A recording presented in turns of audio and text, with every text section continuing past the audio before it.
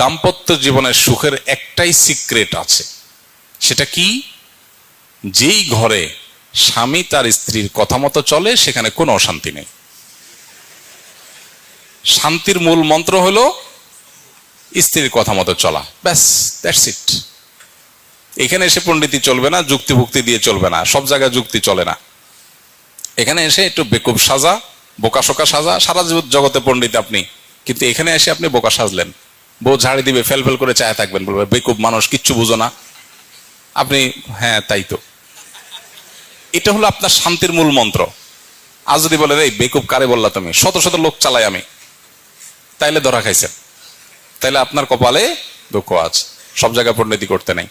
তো এই জন্য আবার বউয়ের কথা শোনার মানে এই না যে মায়ের সাথে ঝাড়ি দেওয়া, মায়ের সাথে আরো বিড়াল হয়ে থাকতে হবে। বউয়ের কাছে যদি আপনি বিড়াল হন, মায়ের কাছে আরো বেশি বিড়াল হয়ে থাকতে হবে। এটা একরকম, এটাকে এনজয় করার মতো বিষয়, এটা মানসিকতার ব্যাপার।